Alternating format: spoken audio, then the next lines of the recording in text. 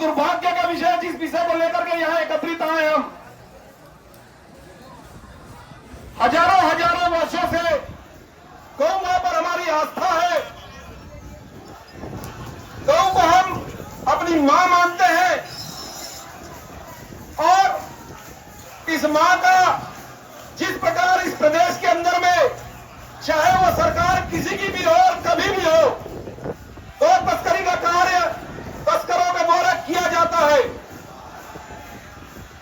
और कत्ल खाने में ले जाकर के काटना और उसको अपना भोज्य पदार्थ बनाना, ये हमारे लिए बड़ी दुर्भाग्य की बात है।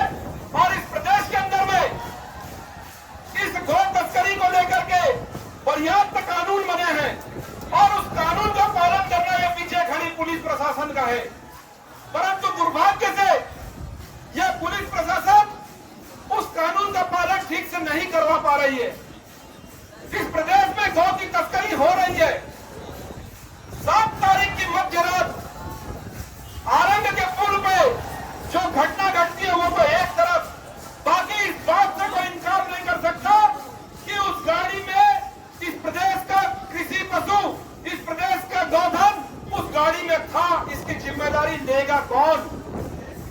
इस प्रदेश में, इस जिले में गौरक्षकों पर तो अपने कानून का बना करके और धारा लगा करके जेल में डालने का कार्य किया, परंतु जिस स्थान से वह ट्रक भर के निकला था, आपकी जांच आज तक उस स्थान पर नहीं पहुंच पाई।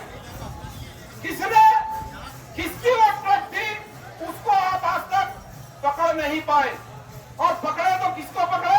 सिर्फ और सिर्फ गाय की रक्षा करने वालों को पकड़े। अगर आप रक्षा कर लेंगे, सरकार रक्षा कर लेगी, पुलिस प्रशासन रक्षा कर लेगा, तो संभवतः मेरे ये गौरक्षक जो खड़े हैं वो कल रोड पे निकल के गाय की रक्षा नहीं करेगा। आप नहीं करते हैं, आप नहीं करते हैं, करके गौरक्षकों को गाय की रक्षा करने निकलना पड़ता है। आपने कहा उस दिन मॉब लिंचिंग हुई, किसको बेवकूफ बना रहे हैं आप? मॉब लिंचिंग का मतलब समझाएं। मॉब लिंचिंग मतलब किसी एक व्यक्ति, 2 व्यक्ति को बड़ी भारी की भीड़ मारती है, पोस्टमार्टम होता है वो तीनों बंधुओं का, तीनों तस्करों का, उत्तर प्रदेश के तस्करों का पोस्टमार्टम होता है और कहीं से भी कोई मारपीट कर नहीं सिद्ध होता। परंतु आपने चैनलों में आकर के संपूर्ण देश भर में बताने का काम किया कि छत्तीसगढ़ में गौ तस्कर मॉब लिंचिंग कर रहे हैं। हम गाय की रक्षा वर्षों से करते आ रहे हैं, पहली घटना नहीं है ये, वर्षों से हम गाय की रक्षा कर रहे हैं। क्यों? क्योंकि आप नहीं करते हैं, परंतु हमने कहीं पर भी इस प्रकार की कोई घटना नहीं करी और उस दिन भी नहीं करी। अगर मॉब लिंचिंग करते या मारे होते हमारे कार्यकर्ता, हिंदू समाज के कार्यकर्ता, गौरक्षक, अगर वो गौ तस्करों को हाथ लगाए होते तो रात के 2 बजे से सुबह 6 बजे तक उसी स्थान पर वो गौरक्षक खड़े थे। कोई मारने वाला कभी खड़ा होता है क्या? अगर मारे होते तो कोई खड़ा होता वहां पर? नहीं होता। आपके पुलिस के द्वारा कहा गया गौरक्षकों को वो नदी के नीचे जाते हैं, आपके साथ में नदी से उनको उठाकर लाने का कार्य करते हैं, फिर भी हमें मॉब लिंचिंग के शिकार हो रहे हैं। उनको अस्पताल पहुंचाने का कार्य आपके साथ करते हैं, फिर भी गौरक्षक मॉब लिंचिंग का शिकार हो रहे हैं। और सबसे दुर्भाग्य की बात है कि इस प्रदेश का, इस जिले का मुस्लिम समाज तस्करों के पक्ष में प्रदर्शन करता है और तस्करों को अपना मुस्लिम भाई कहता है। होंगे तुम्हारे मुस्लिम भाई, क्या तो ये सिद्ध कर दो कि आप हर समय गलत करने वालों के साथ नहीं खड़े रहोगे। जिस प्रकार कश्मीर में आतंकवादी मारे जाते हैं, तब आप उनके जनाजों पर खूब जोर जोर से साथ देते हैं। क्यों? क्योंकि हमारा मुस्लिम भाई मारा गया, आतंकवादी है तो क्या हुआ? कश्मीर के अंदर में छोटी छोटी बच्चियों का बलात्कार किया जा रहा है।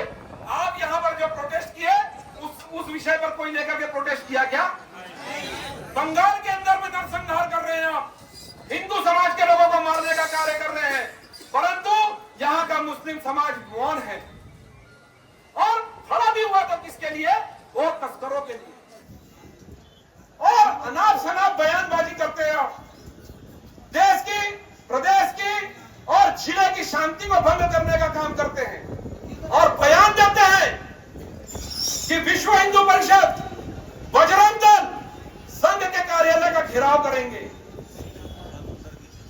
इतनी हिम्मत हो गई तुम्हारे पूर्वज सपना देखते देखते मर गए।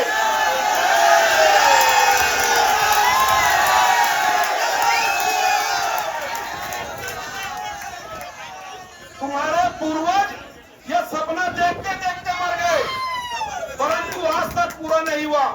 और आज सिटी कोतवाली थाने पे गिरफ्तारी देने हम आए हैं दोनों विषय के लिए।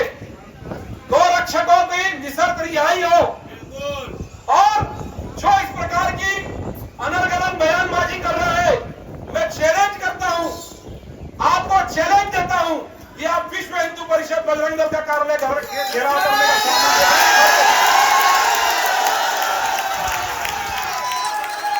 हिंदू समाज उदार है, हिंदू समाज उदार है, कायम नहीं है। आप हमारी आस्था के साथ खिलवाड़ करेंगे, इसी धरती पर आपको जवाब दिया जाएगा। जो मेरी आस्था के साथ खिलवाड़ करेगा उसको इसी धरती में गाड़ दिया जाएगा। क्योंकि हम इस देश के मालिक हैं, किराएदार नहीं है, इसलिए साफ सुथरा रखना चाहते हैं। और आपको अगर इस देश को ऐसा लगता है कि शरीयत से चलाना है, तो जहां शरीयत चलता वहां चले जाएं और वहां चलाएं। यह देश संविधान से चलेगा और संविधान से अगर नहीं चलेगा तो हिंदू समाज चलवाएगा, क्योंकि संविधान का निर्माण हिंदू समाज ने किया। और आज हम सब अपने जिन 4 बंदों को गिरफ्तार किया गया है, हम सब कहते हैं कि आप कह रहे हैं उस दिन मॉब लिंचिंग हुई है, तो ठीक बात है। आप कह रहे हैं कि उस दिन गौरक्षकों ने उन तस्करों को मारा है, तो वह भी ठीक बात। आप कह रहे हैं हमारे गौरक्षकों ने कहा हमने हाथ नहीं लगाया, हमने उसका चेहरा तक नहीं देखा है। वह जो नदी में कूदे हैं, पुलिस की गाड़ी को देख करके कूदे हैं। अगर दोषी हिंदू रक्षक गौरक्षक है, तो उसी प्रकार दोषी वह पुलिस भी बनेगा। और अगर मान लो नहीं बनाते हैं, तो हमको भी इस कृत्य का दोषी बनाए और हमारे को भी गिरफ्तारी दे। यहाँ हम जितने लोग आए हैं वो सोच कर आए हैं कि हमने गिरफ्तारी देना है। यह राजनीतिक प्रदर्शन नहीं है, यह कोई राजनीतिक प्रदर्शन नहीं है, यह हमारी आस्था के साथ खिलवाड़ हो रहा है, उसको लेकर के प्रदर्शन है। हमारे 4 भाई जेल में हैं, इतना हिंदू समाज भी जेल में जाने को तैयार है। मैं इस मंच से पुलिस प्रशासन से आग्रह करता हूं कि हम सबको भी जेल में डाल दे। और इस प्रदेश का पुलिस प्रशासन और इस प्रदेश की सरकार धड़ल्ले से तस्करी कराए फिर, क्योंकि हम बाहर रहकर इस चीज को नहीं देख सकते। आप कराएं और गौ तस्करों को खुश करें। आपको गौ रक्षकों ने कहीं बिठाया है, उनके साथ खिलवाड़ हो गया, ठीक है, समय आएगा उसका भी हिसाब किताब ठीक कर लेंगे। परंतु आज हम यहाँ पर गिरफ्तारी देने आए, आप हमारी गिरफ्तारी लें, हमको जेल के अंदर डालें। जय जय